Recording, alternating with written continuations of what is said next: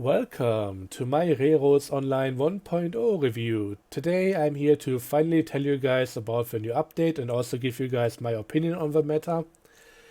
The thing is, I know I'm late to the party. The update came out on Thursday. It's currently Sunday by the time of recording, and I hope I can upload the video on the same day and publish it for you guys to see. But yeah, the reason is, on the Monday before the update came out, my PC just completely flatlined.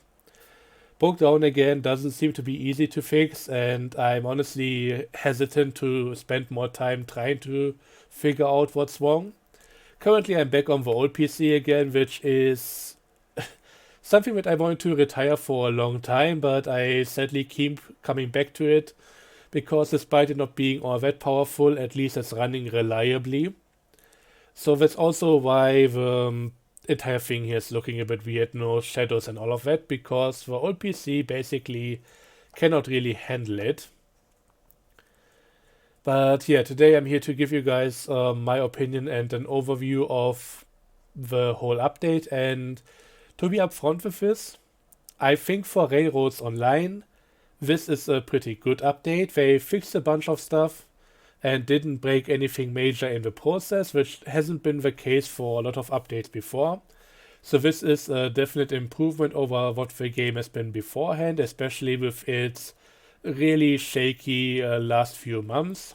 I mean, I tried to play it and it was just a catastrophe. So yeah. I think overall, for this now being 1.0 final release or full release, don't know if there's ever gonna be any more real updates to this apart from DLC, which they have been doing already. Yikes. Still a mixed bag. I think it's in a place where you can at least enjoy it if everything works out and all the bug fixes work the same way they are described in the patch notes, but there are still major things to be done here. But yeah, I don't want to talk badly about this too much, because I think overall, once again, it is a step in the right direction. It just needs a lot more of these steps in order to be really fully finished and stand the test of time in the long run. Anyways, let's talk about the new features, and I'll be doing that by looking at a condensed version of the patch notes. So the first item on there is the Mesa Plains map. I might show you guys that map at the end of the video, but to just give you guys my short review on that thing, I think it's pretty meh. I don't think the maps have gotten better over time. I still think Pine Valley is the best one overall. But yeah, after the really tough to deal with Aurora Falls, they have gone the complete opposite direction for Mesa Plains. It's mostly flat. I checked on Railroad Studio and it seems like the different industries are like 10 meters in height level across the map for the most part. There are, I think, like 2 that are a bit higher up than the others, but that's about it. And that's really it's gonna be good for people who don't want to deal with any grades. I just think that with the current things that you need to do with your engine or to keep it running, which is really just shoveling in more fuel every now and again, it's gonna be very boring after a while. But yeah, it's not a bad thing that people can have a flat map for that kind of thing if they want that kind of experience. What I really don't like about the map is that the mountains that are there, like these ones over here on this map, they don't have any flat spots on them. So on Pine Valley you get a lot of locations like this area here where you can put down an industry and have enough space for a yard. There is of course some areas which have already been used like that. For example, right here, this is where we can usually find the iron ore mine. And there are a lot of other things here, like an area lower down in the valley where you can usually find the smelter and that kind of thing, and a lot of other places around where you can just put down an industry, have to build up or down to it, and then enjoy the kind of playthrough you get from that. Mesa Plains has basically has barely anything like that. Most of the mountains are completely uneven, completely unusable, and they are just obstacles in your way. There are a few tunnels through there, so they are all pre-placed and everything. You cannot edit them, you can only choose whether you want to use them or not. But yeah, I think there could have been so much more done with this, and it's quite a shame. There are a few plateaus, but they are stupidly far up, and yeah, there's no real middle ground with that map. It's either gonna be down in the plains, completely flat and likely kinda boring, or you go onto a crazy hike into the mountains, and that also isn't really that amazing in the long run, in my opinion. So yeah, F grade for that map, in my opinion. So enough about that, let's talk about the achievements real quick. 32 of them, and they don't apply in retrospective. So after playing for 2 years, I can finally now get my achievement for laying the first mile of track, cutting down 50 trees or something like that. And given that this game has been in early access for a long time, I think like 3 years or something, oh boy. There are gonna be a lot of players that tried out the game at some point, didn't continue playing, and that means that even the easiest achievements on Steam are likely gonna have a very low amount of people who got them. So yeah, it is what it is. The new engines, and we'll be talking about only the ones from the 1.0 update right now. The one from the DLC is gonna be its own thing a bit later down the line. The new engines here are pretty good, and yeah, I'm excluding this one. So we have two Uintahs, or Uintahs, I don't really know how that's properly pronounced. We have a short one over here, it's an 062 engine. And the big boy over there, the Mallet I think it's called. This is a Duplex engine, so it's basically two completely different sets of pistons over here. It's a 2662 engine. Let's talk about the short one first though. This thing is kind of an alternative to the Ruby Basin in a lot of ways. Similar attractive effort, much larger coal bunker. So Ruby Basin and the Ferris and Cliffhouse engine only have capacity for 1k coal, but this one has 1.8, so yeah, this is quite a bit larger, and especially on higher fuel consumption settings, the other ones are barely usable, but this one should still last you a decent amount of time. But yeah, it's overall a bit slower than the Ruby Basin, but at least similarly powerful, a bit lighter. We are gonna take a look at the exact specs in a moment, but I just wanted to have a quick look around the cab over here.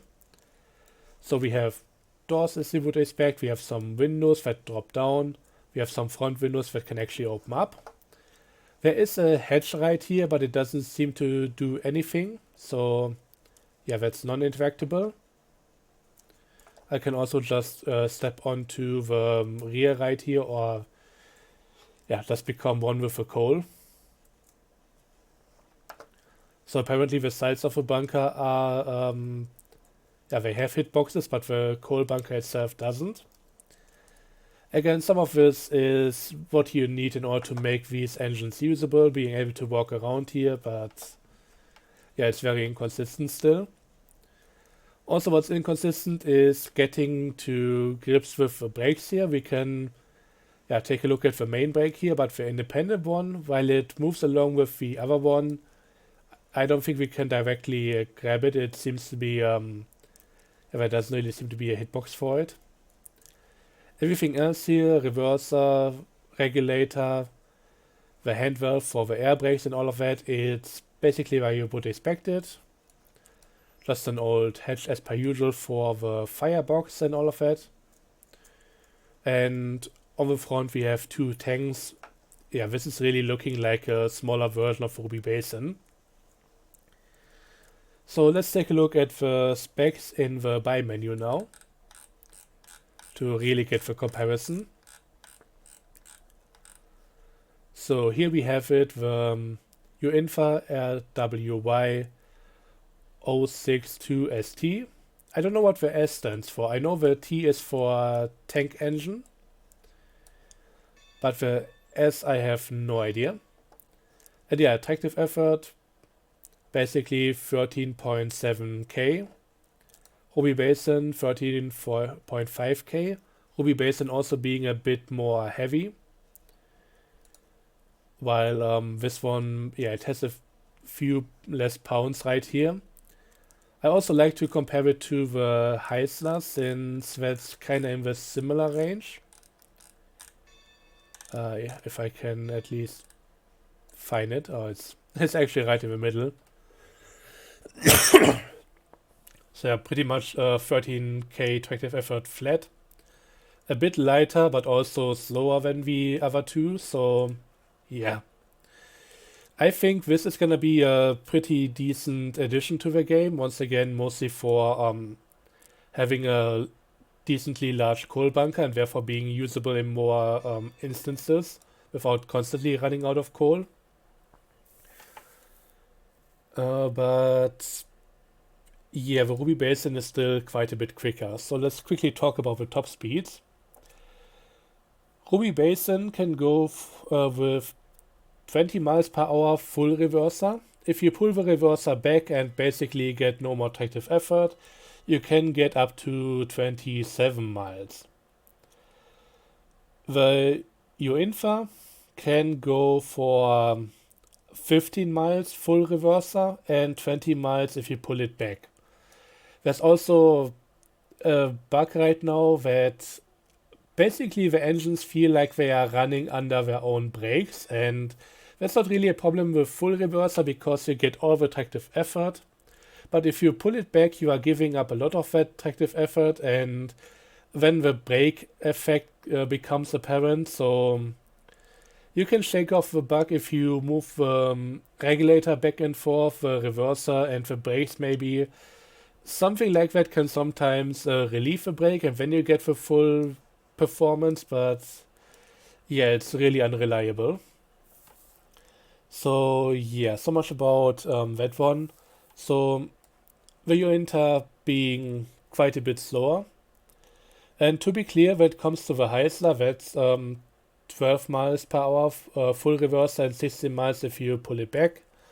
So it has a bit of a speed advantage over that, but overall in terms of top speed, the Ruby Basin is still gonna knock it out of the park. But yeah, lower capacity in the back and also a bit heavier. But depending on what you are looking for, this should be a viable option in some cases. Let's take a quick look at the customization. So we can, as per usual, give it a number, 3-digit maximum. It can also have a name. There are some engines where that doesn't really work. It's just, yeah. I think the class 47 has the issue where the nameplate actually displays the number as well. But everything else here looking pretty nice. I'm also seeing that maybe the number is actually curving around the smokestack over here. So very often we have it that it's just a flat plane and just goes off to the sides here, but this is actually pretty nice. We have different smokestacks, but they are all just straight pipes. There isn't really anything in terms of spark arresters or something like that, which I think is a bit of a shame. It also for some reason doesn't come with any light options, but it has 4 different paints. The paint options are basically starting out with one version that has some finer details here, like the cylinder having a secondary color, the outline, and the second version just is a bit more plain. Then we get a different type of main color here, a bit lighter and all of that. Once again with some pinstripes and all of that, but yeah, the last one is just that one, but without the additional details. If you want a bit more of a plain kind of look to it. And you can also now choose how many you want. We are gonna talk about that in a moment. That's another nice little feature here. But yeah, so much about this engine. It's once again pretty neat, and the closest relative, the Ruby Basin, compares well to it in some ways and not so much in others. But now let's talk about the big one. I think this is called the Mallet.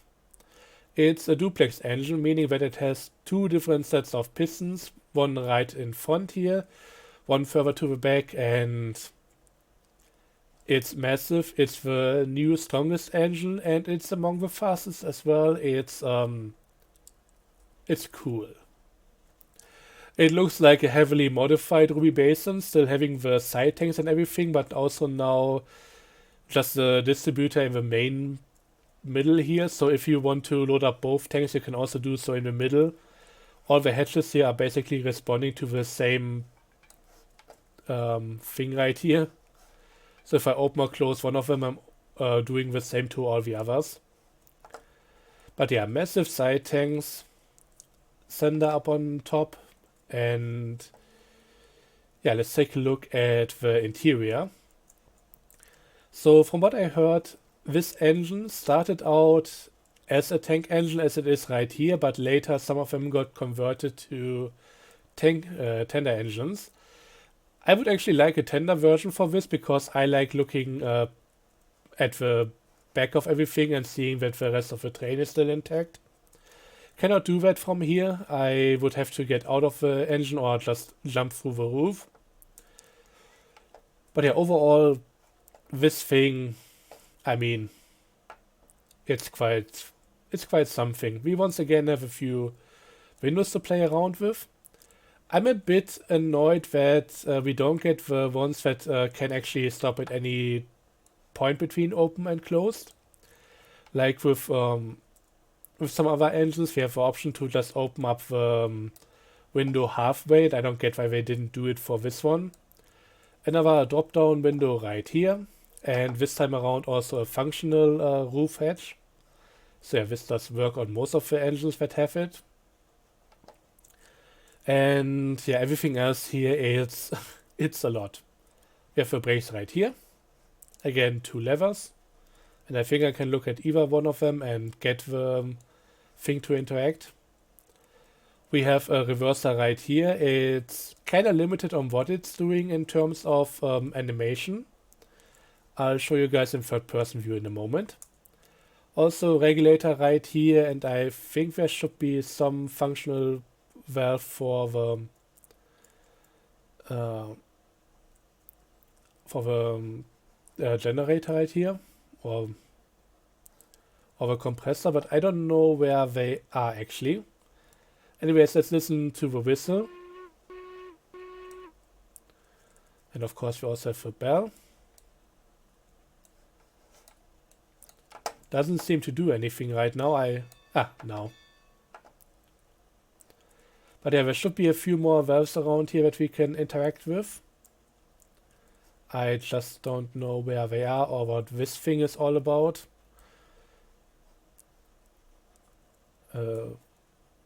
Yeah, no idea right now. This is one that we can use. I think this might be the generator for the light. Oh, and we can actually turn on the lights in here. That's amazing. I've seen them before. I was hoping there would be a light switch, but yeah, basically, if we open up that valve, we get that. But where is the one for... here. This one must be one for the air brakes. So that's the mystery solved. But yeah, let's take a look at the animation for the reverser. So basically what it does, if we move it, you can see it moves this part that goes into here, and that's basically it. Really, there should be movement in these bits as well, because that's actually what determines the valve timing for the pistons and all of that. But yeah, they didn't go as far as that. The thing is, and this is why it is on a corner, this is an articulated engine. So the front part down here is basically independent of the rest. So You can see that it's not really lined up anymore because the front part is just going way ahead in terms of turning and everything else comes after. Okay, this one still has the split knuckles so that I can use my pin and link, which I've been playing with for the entire time I had this game. I'm not really liking how they implemented the knuckle couplers, so I'm not really using them. But yeah, overall this is what I can tell you guys about the engine outright from just looking at it. Let's take a look at the actual specs and customization in here. So the only thing you can really compare this to is the C125. Tractive effort 28k, this one 42k. So basically if you take the C125 and another decently powerful engine around 14k tractive effort, you get this thing. It's also in the highest top speed bracket, so 22 miles per hour full reverser, 29 miles per hour reverser pulled back. And yeah, this thing is massively heavy. Almost twice as much as the C125, so on grades this might not be all that amazing after all. But honestly, I don't really know if this weight takes into consideration that it has a massive tender and all of that. I don't really know what this is really standing for. I think it might be overall weight, but I'm not entirely sure about it.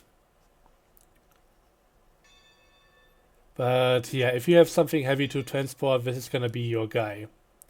I'm just not entirely sure if it's gonna be that effective upper grade. Likely depending on the grade that you get, but I'm gonna have to figure that one out. I had an idea for this, but considering how much just how much stronger it is than the class 125, it might not even be good enough for that. But it should be outclassing the C125 in quite a few other ways. Just for the one particular application that I had in mind for my own playthrough, this might not do it. Anyways, yeah, let's take a look at the customization. Once again, we got the number, we got the name, very prominently on the side, and yeah, smokestacks are a few options with proper spark arresters now. So yeah, that's pretty much all of them. 6 options right there. They also gave it a few headlight options. So starting out with this one right here, second one gets a few sights and all of that kind of stuff. These are basically old options reused for this one, but it's nice to have them.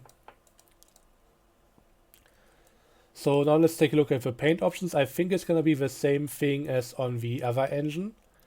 So we start with a pinstripe detailed version, and then we go to a plain version. Then we get another pinstripe version of a different color set, and then another plain version of that, and yeah, that's basically it. Not too shabby, but it's also kind of lacking behind some of the customization that we've seen on the other ones before. Like the Glenbrook engine is one that just has an incredible amount of different paint jobs, and this one a bit more basic, but also I think likely a bit more realistic. The later engines weren't really made up to be all that colorful anymore. But yeah, that's basically it for the new engines here, and yeah, let's get out of here and talk about some different stuff. So I think at this point it's important to mention the console port. The thing is, it came out on the same day, but not on the same update. It's basically the version before the map update, so they don't have the nice minimap to the lower right. They don't have the full screen map where they can zoom in, check different things on and off, and that kind of deal, and just look at all the industries in detail. That's all lacking. They cannot flip the switches from the map and all of that, and my god, I would not want to play on that update anymore.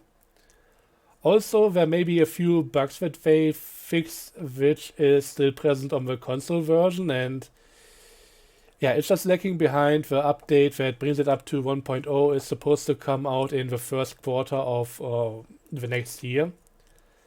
So it might be something like in March. Yikes. I think the least that they could do is give out the Pioneer DLC for everybody who bought the game right now, because basically they are dealing with the early access version as well. This is not 1.0 for them. But yeah, apparently only the ones who pre-ordered the game on PlayStation got the DLC as well, but everybody else will have to buy it. Kind of a shitty thing to do, and there's more stuff to talk about that once we get to the DLCs. That's coming towards the end of the video here. Anyways, another thing that you may have noticed already, the bunker fuel is now visible, so you can see how much capacity everything has, which is really nice, because otherwise, to really know, you would need to go to Railroad Studio and that kind of thing. But having that in-game now is pretty neat. It also tells me that every time I shovel out any coal here, I take 30 units at once. So that's pretty good to know. It also made me aware of something weird happening here. So every time I shovel, I get 30 units. If I put them back in, it's only gonna put in 1 unit. So basically, I can just by left and right clicking in an alternating fashion, I can very quickly get rid of this stuff. Because yeah, it should be putting in the same amount that it's taking out, but it doesn't. And I think that has been the case ever since the coal engines have been added. It's just that before it wasn't really that noticeable, but that since we now have the concrete numbers for how much there is in the coal bunker, it's now very much obvious that something is going wrong here. And yeah, the amount of stuff that I take out depends on my gameplay setting here for the fuel consumption. If I go on high, let's see, that's 60 units, so twice as much as before, and that means that, yeah, I'm just emptying this out so much faster than before. So if I throw this out here, this thing is now empty. Even though it looks like there should still be plenty in there, but yeah, it's kind of good to know.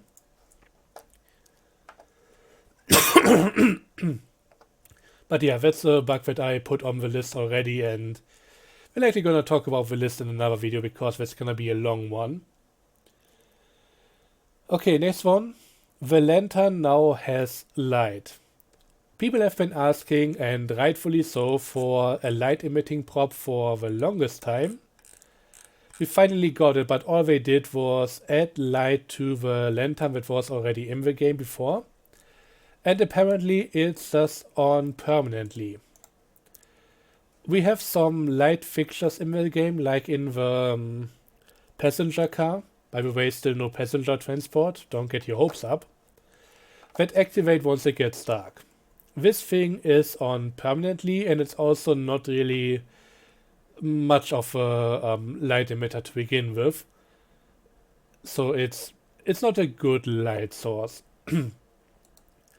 So let's take a look at what it looks like on midnight. I mean, yeah, this is brightening up the area at least a little bit. Let's also see what it's like with heavy weather, because that's making the sky go even darker.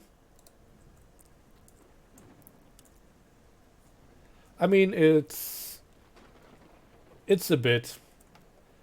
I remember some weather settings that are actually just completely blacking out everything, so if you don't have a light source, you're not gonna get much. But I was really hoping for more like street light options. So something that's on a higher pole or something, and yeah, putting that between the tracks and that kind of thing. The lantern isn't bad, it's nice to have it, but It shouldn't be the only thing. I was really hoping for more here. Anyways, let's put this back to clear skies. And also another thing I want to point out once again, if we go into early morning, first we get a rainbow. But yeah, the sun is still rising in the west. I noticed that it's coming up from the south in the Mesa map and... Jesus Christ. Just flip the maps back to what they were before because it's still highly confusing. This area used to be north, this used to be east over here, and all of that. It was basically rotated 180 degrees with the map update. Meaning that console players will also get to know the old version before updating to this and flipping the maps upside down. Jesus fucking Christ, what a mess. But yeah, at least if they turn it around again to where it used to be, the sun would be rising from the right direction again.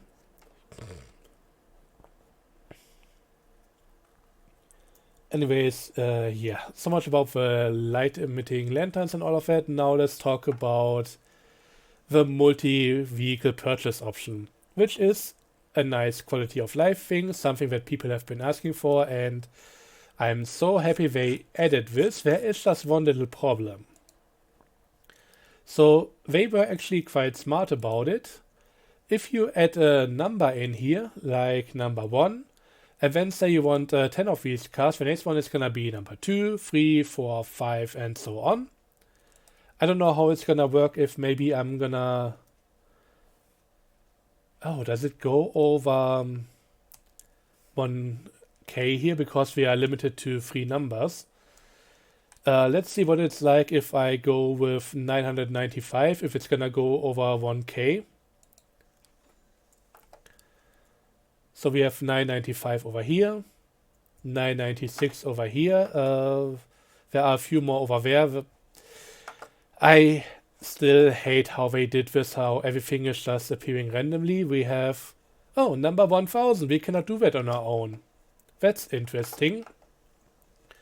So yeah, for numbers we are limited to 3 digits, but apparently the automated way can go above that. So that's kinda weird, but also kinda cool, but also very much messed up. Anyways, okay, that's number 998.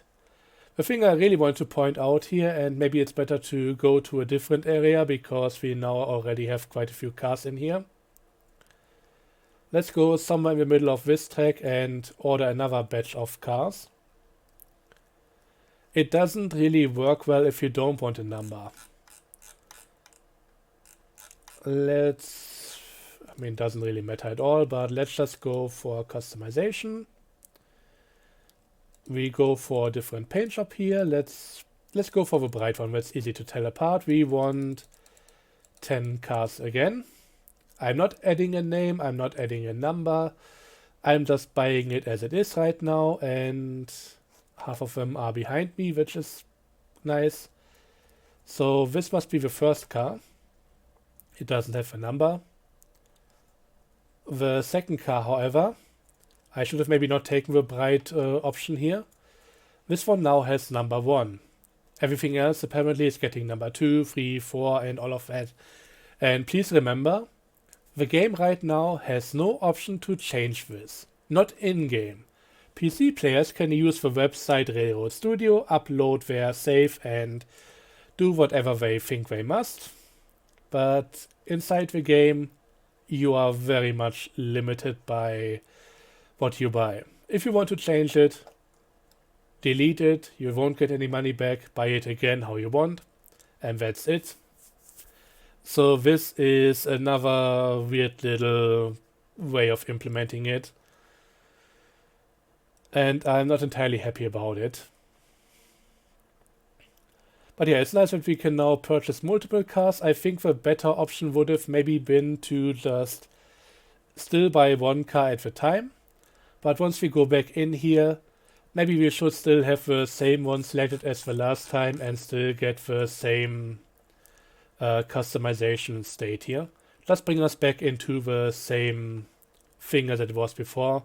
I know this is once again a different car, but you know what I mean.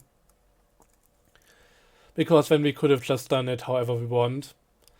I mean, the auto numbering is nice, but it needs to be turned off for when you don't have any number to begin with. Also, why the limit to 3 numbers? I get it on the engines, but the cars should be able to take much more than that. And I think I have more than that on some of my cabooses and that kind of thing, so it doesn't even work like that anyways. And I think through Railroad Studio we can also still apply more than 3 numbers, so yeah. It's just the game itself is being limited again. Feels like GTA in some ways. Anyways, let me quickly see. Next one is bumping into cars works again. So yeah, I might just be able to take the Ruby here. This has been a bug since the last major update and they haven't properly fixed it in there. Basically, any vehicle that is not actively being pushed around is in a sleeping state. So physics don't apply to it. It doesn't do all the calculations to potentially get it moving. But once you bump into the stuff, it should quote-unquote wake up and yeah, then all the calculations need to happen again. This is a performance thing, and it's something that basically every game does to some extent, because otherwise nothing would be working. For some reason, in the last update, and since then, the cars wouldn't really wake up when being bumped into, unless it's under power from an engine. So they basically act like immovable objects. So let's see if this has really been fixed here. So I'm gonna bump into that car, that should be moving, and then we are just gonna stop. And yeah, this is how it should be going. Before this update, the second car wouldn't be moving an inch, and that would mean that this one would be stopping dead. And if you have that with an actual train that you maybe want to get some cars put together, you would be looking at a lot of derailings, because, well, it will just throw the cars off the track at some point.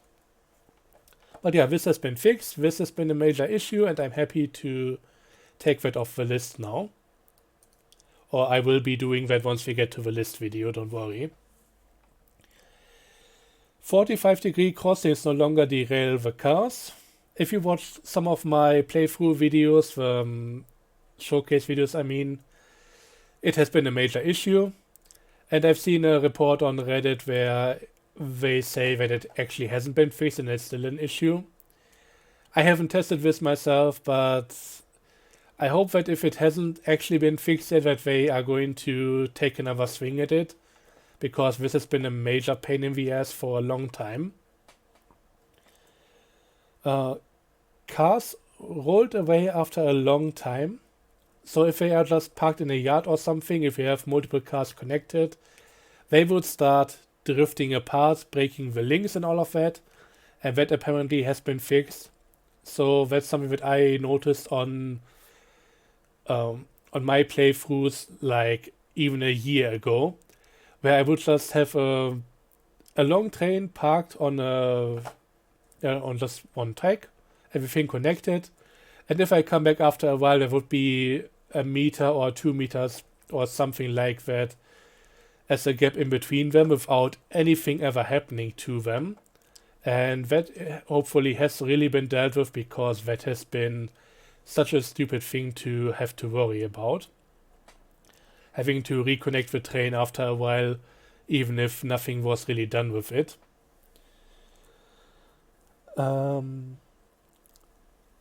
And yeah, the next one is they made it easier to get the right link when trying to connect with stuff. So if you have multiple cars together or an engine and a car, it was sometimes very hard to get the link or the pin in to one specific site, and they apparently improved on that thing. Which is great, because that was another major pain to deal with when trying to put a train together. Every now and again it just didn't work at all, and I had to pull the train apart and reconnect it from a different way. Just get the link that I could otherwise not reach in first and then it would work, but yeah, I hope this has really been fixed and that we won't have that issue anymore.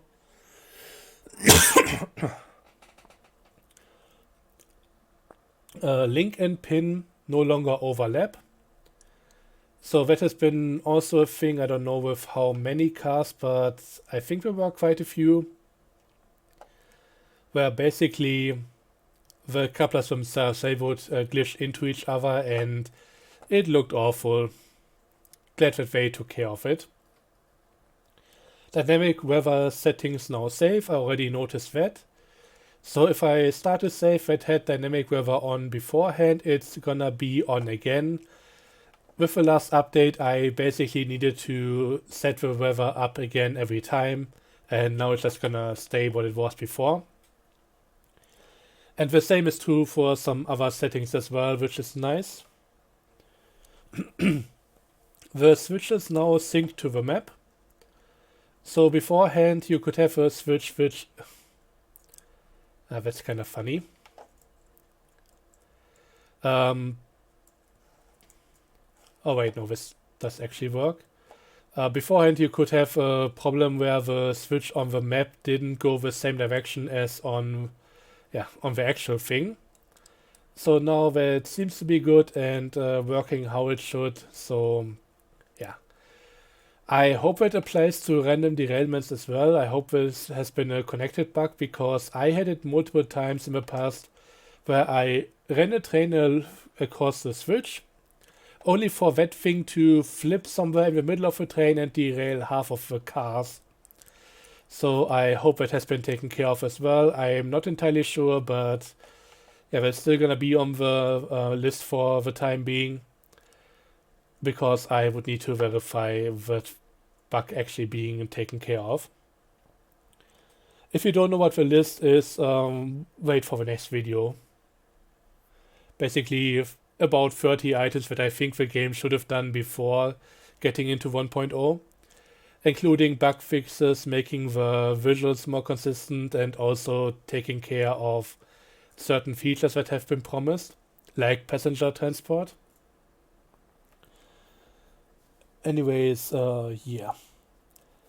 They changed something about which server type is visible in which way. So if you have a private server, you will not have it in the public server list and not for your friends to see. You would basically have to invite people and that kind of thing.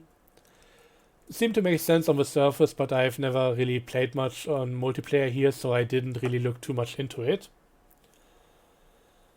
They fixed a car derailment issue where cars would just randomly jump off the track. They didn't give much more detail here, so I mean, there have definitely been issues. I hope they address the right ones, but I cannot tell because they haven't given enough detail for me to know what they have actually been working on. And that is all in terms of the important stuff. Let's now talk about the DLC. So right now there are 2 DLC out there. The Pioneer DLC is what early access players got for free. And then there's also the Explorer DLC. I only got the Pioneer DLC because I'm not giving the devs more money with how the game is right now. I think, yeah, while the update hasn't been the worst, the game is overall still not in a great state. But yeah, the Pioneer DLC, it came with 3 things for $3, quite fittingly, and I think that's not even the worst price. First off, we got a new engine.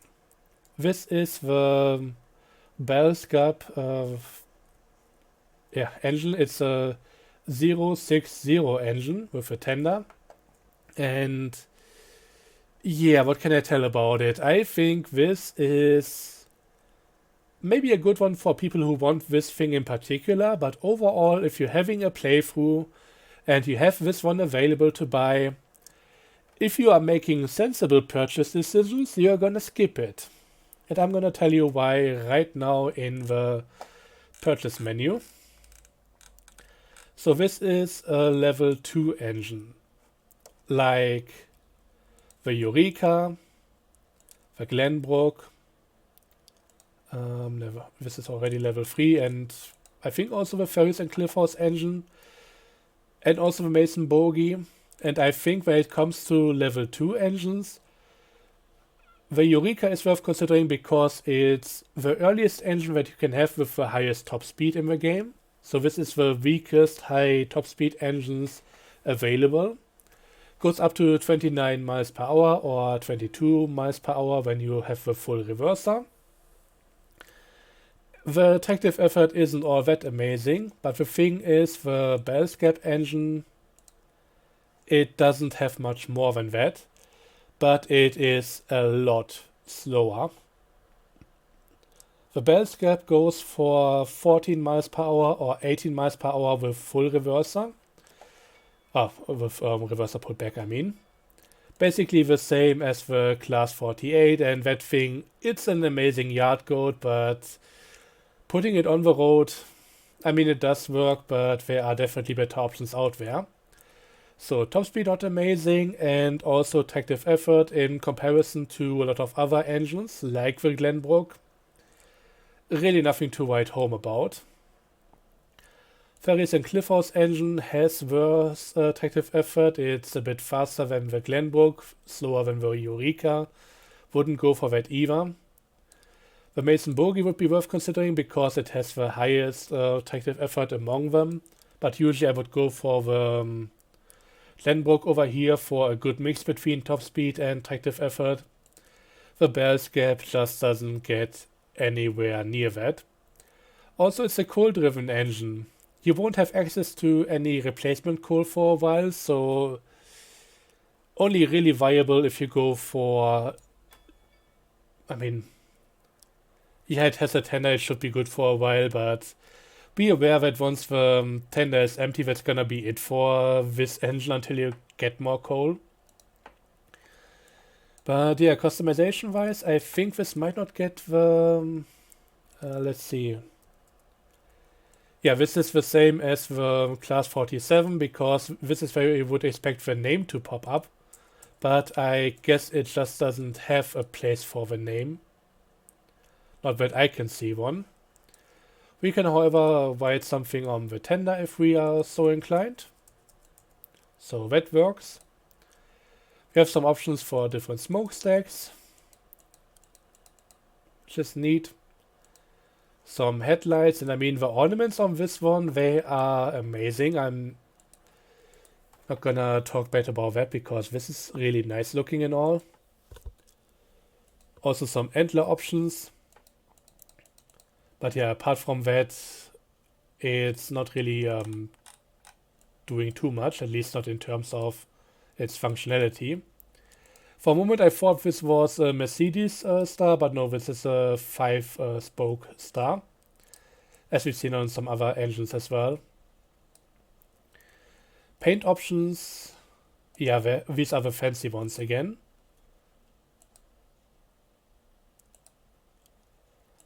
And yeah, it's just 4 of them. So some of them are a bit darker, some of them maybe dark with a bit more accent color, and yeah, then also these two.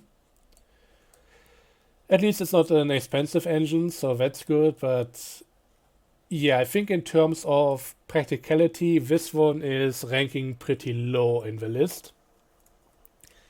Still a new engine, and yeah, people who don't have the DLC are gonna miss out on that.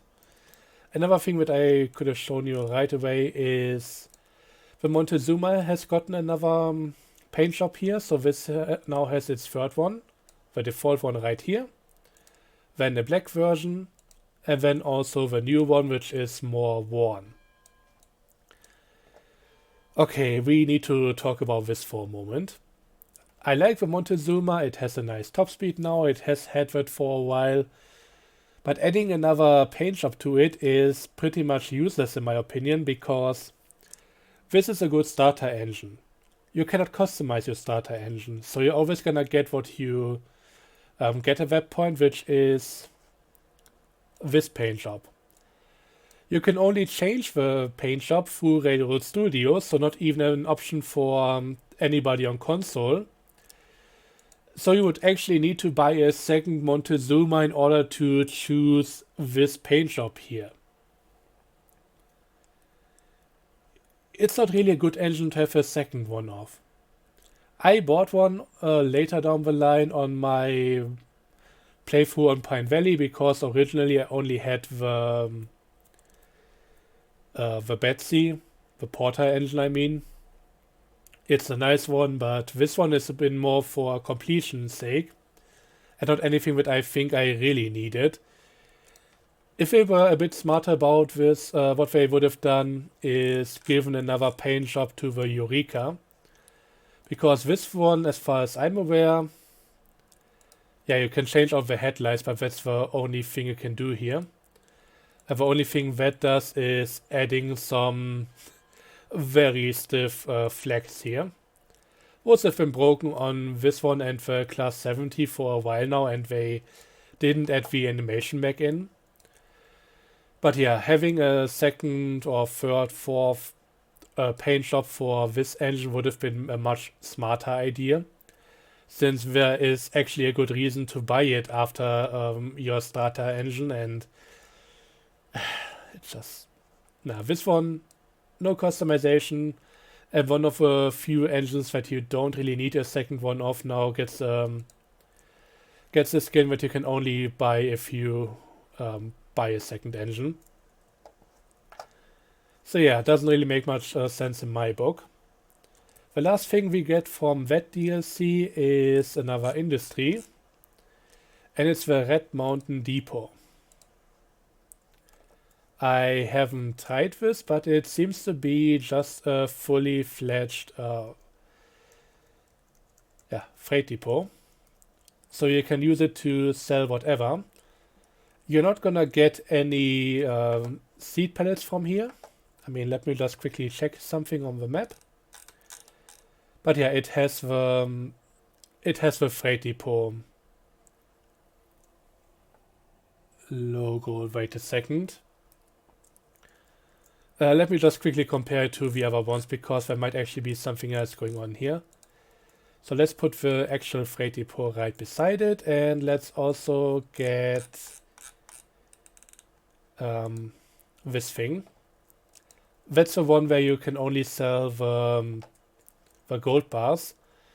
And with Mr. Railroadson sitting on this one and on that one as well, I think that might be what it's actually being used for. But yeah, this is a different symbol. Oh yeah, and it also... Oops. Don't know what happened there. Did it just teleport? Oh yeah, I can fast travel. Wait, I can fast travel to the freight depot as well. Okay, that's new. But yeah, what's this one really good for? I don't know. Is that lumber? Or what the hell is that? I might actually have to quickly look into the wiki over here. Let's see if it's even in there.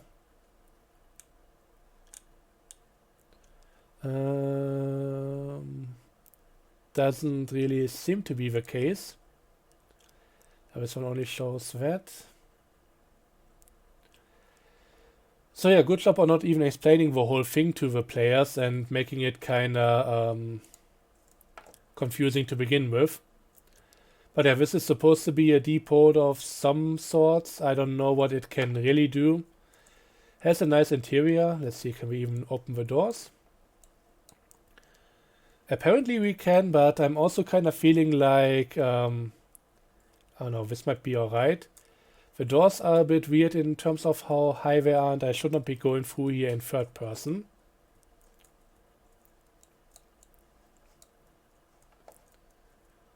Okay, little office here, but this really looks like it would be more for getting rid of the gold.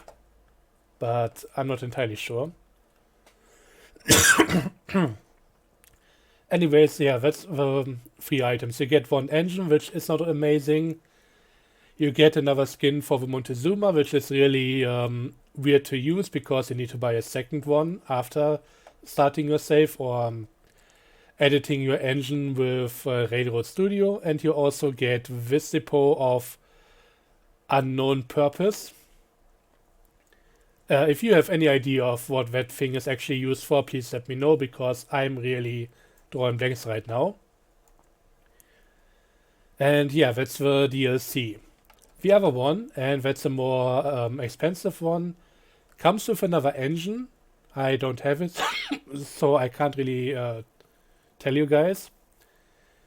And it comes with natural props. We get some animated animals. So bears, bisons, and that kind of thing. They are standing still but moving. They're basically swaying back and forth, maybe sitting down or something like that. So they don't move around on the map, but they at least are not fully stuffed animals or that kind of thing. Feels a bit like playing Planet Coaster and adding some of the animatronics there, to be honest. But yeah, that's the one thing. The thing that I really don't like about that DLC is that it gives people trees and rocks to place on the map. This has been a frequently requested feature for a long time, and I think that all the trees that we have on all the maps right now, all the rocks that are also present on the maps, they should be options to use in the base game. Because right now we have nothing of that kind. If we cut down a tree, there is no way to replace it, and especially on this map, it would be nice to at least have a bit of variety if somebody is so inclined, just placing down a few different trees. But no, they didn't make that available for anybody who has the base game. You have to dish out $5 or something around that in order to buy the DLC, and I think that's just a really shitty business tactic. If they got any props beyond what we have seen in the game up until this point, fair enough. But I think all the trees that are already in the game, since they are basically props that they could just add if they wanted to, they should have given us that for free. People have been asking for that for so long, and seeing it implemented like this is really a shitty business tactic. I mean, what if the next DLC is gonna have an engine shed that actually allows you to change the color and lighting and all of that on your engine? Something that should be part of the base game as well. I'm not entirely sure if the game is gonna get any more updates past what we have here right now anyways, but yeah. You know what, let me quickly load up the Mesa map, and then I'm gonna show you guys that for the end of the video. I know we are already going for about an hour, but anybody who wants to only see the new stuff, or anything but the map, can turn off at this point. But yeah, it's just that these DLC tactics, having two of them on day one already, it's just showing where the game could be going. And I think if they were to just add a few more regular updates as well, it could still improve the game to a point where it's worth coming back to at some point. I mean, Century of Steam is definitely gonna blow it out of the water once that one drops, but Railroads Online has a few things going for it at this point that makes it its own thing and worth considering, at least every now and again. But yeah, they definitely need to work on the quality, and as it is right now, yeah, there are definitely a lot of deficits that they need to take care of in order to make something work here. It's gonna take a moment for the PC to come down to get all the textures in, but we should be good to go here in a moment. So, Mesa Plains. It's something. So, most of the map here, everything where you can see the industries being placed is pretty much flat. I think the gold mine down here is a bit of an exception, but it's not really that far up anyways, and I think there might have been one other, but for the most part, the height differences from one end to the other is about 10 meters. And this is the same size of map as Aurora Falls, so everything here is gonna have a long travel time. Also, they didn't place on any dredge, and my attempt at placing it near the water was kinda failing. It just doesn't allow you to put the boat onto the water anymore.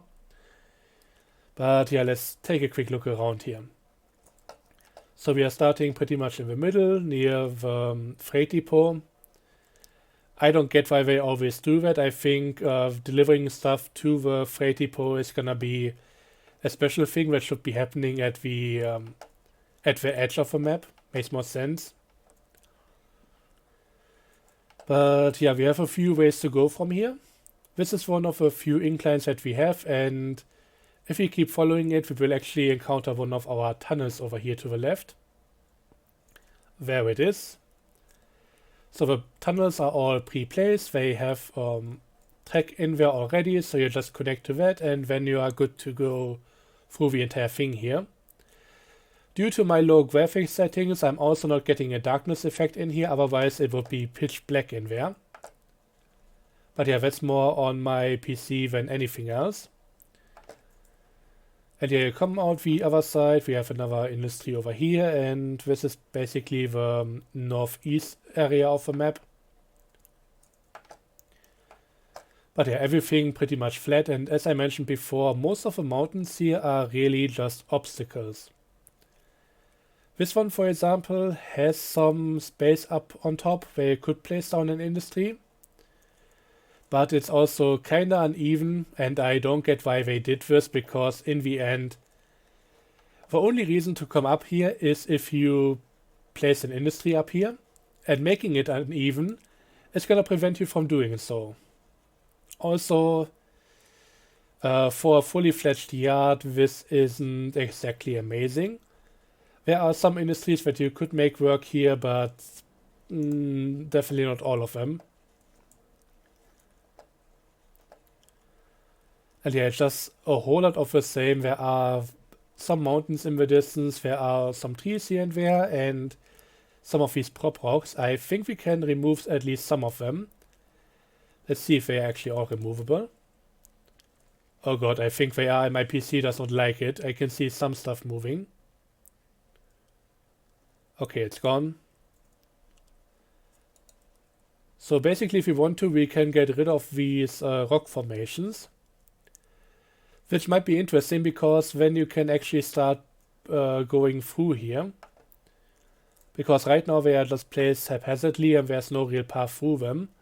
But you can basically open that up to have a bit more scenery around your track.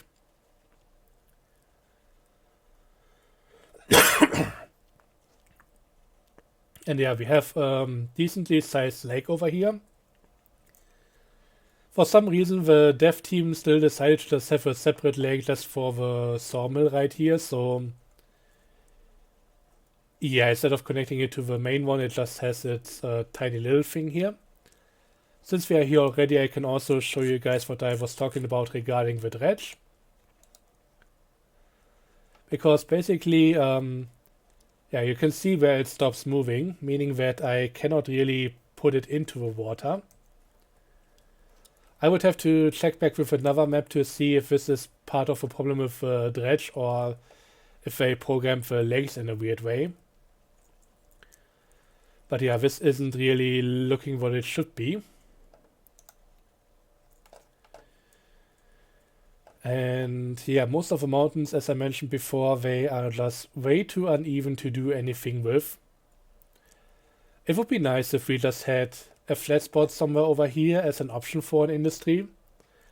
I mean, it's not a bad thing that they place the default one somewhere in the flatter area, if that's the kind of playthrough they want to encourage here. But we should have an option to change this up and have something more challenging if we want to. Like areas up here, you're not gonna ever go here unless you really have something going on in this area. And up on top there aren't any flat spots either, so This is really just a massive obstacle with, I think, maybe a tunnel through it. Also, this might be actually the mountain that I found has a water tower embedded in it.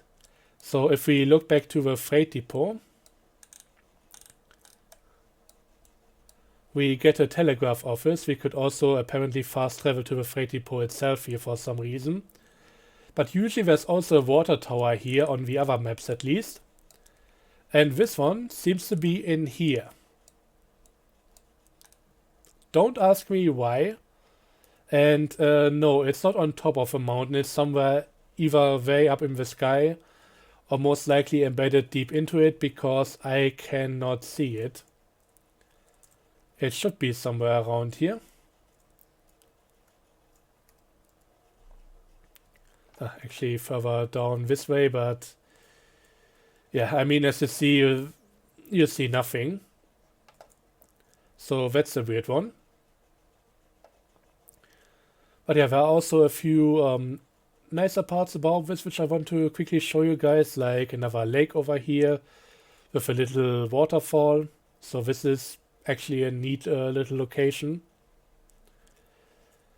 And I'm just gonna quickly turn it back to daytime because for some reason the default on this one is a 16 minutes long day-night cycle.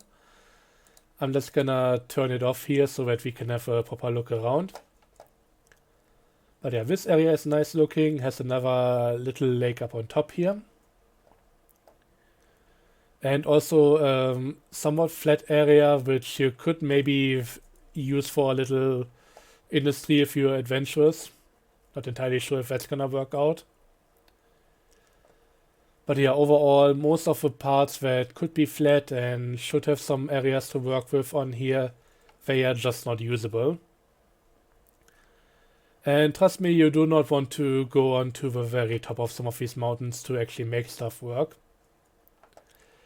So I think overall it's just a very much wasted opportunity.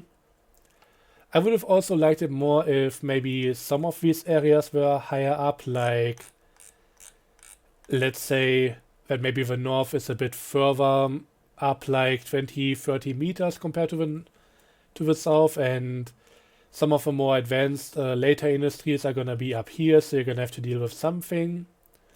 And also a few more areas to play around with along the way. But yeah, nothing on that end. The last cool thing that of course I need to show you guys is actually the pier. It should be somewhere around here, might be that one over there. Ah, no, here it is. So the pier is another standout feature from the update, and especially on this map. It has its own freight depot over here, which is a completely different type. But yeah, that should be able to take in all types of items, apart from most likely, once again, the gold bars, since that needs its own thing. It can deliver seed pallets to you, and you can place your own track around here. Just know that theoretically with Railroad Studio you can even move this thing around, and the steamboat which is coming in and out of this area is actually still gonna follow and get to the thing like that. The path of it is basically connected to the pier itself. But there are invisible walls here, so I cannot go off the side here. And they basically carved out an invisible wall to exactly cover the location here. So yeah, no real good idea to move it around, and theoretically we can also just delete it if we're not careful. So if I go to, I think facilities, or just all, and if I'm not careful, that's gonna be the end of my pier. Just like that. Oh yeah, and since I backed out of that mode, I cannot bring it back anymore, so yeah, this one is already screwed up. Gotta be careful about that whole thing. But yeah, I think that's all that I really want to show and talk about here. There are a few neat areas, but yeah, overall I think this is really not that usable for the game. Unless you really like just running trains on flat ground all the time, then this is definitely your playground. But I think it could have been so much more, and it just didn't get any of the development that it needed towards that. Also, one thing that I would point out as the last part over here. Let's see if I can quickly find it. It should be not too far away. You remember the stamp mill. It's that one industry that's really requiring a very precise type of terrain around it because the back is raised. They basically made a little plateau for it in order to fit it onto the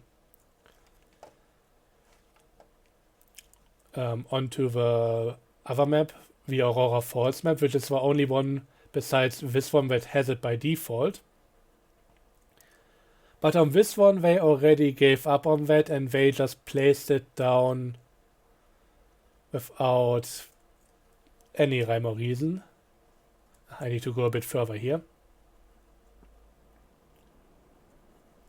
It's actually up ahead and it's completely freestanding. Like, what the hell? It's not that difficult finding a part where you can at least have it on the side of a hill and then build track behind it so it looks like it's somewhat not as stupid as it actually is, but this thing just being placed here without any rhyme or reason, what the hell? Like, zero effort put into this. And just by looking at the sawmill again, it having its own little pond, I think placing industries on this map was a bit of an afterthought. Otherwise we would get the flat spots on mountains and that kind of deal, but yeah, what we've done here right now, it's not great. But I think with this it's time to finally end the episode.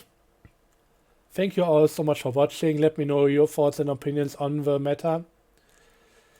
I still think if I had the other PC running, this would be an enjoyable update and it would be worth me going back to my playthrough and see if all the derailment issues are actually fixed.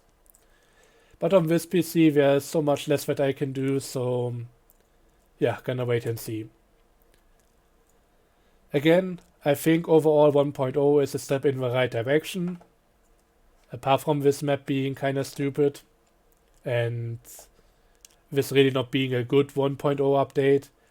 But if they keep developing like this and add a few more things, fix a few more bugs, I think this game could be pretty good at some point. The question really is this where they are headed? I'm not sure. They didn't say anything about continued development, at least not as far as I could pick up on. And yeah, gonna have to see where it goes from here, if it goes anywhere. Apart from the bargain bin. With that being said, thanks for watching, I hope you enjoyed, and until next time where we take another look at the list, have a good one, and bye bye.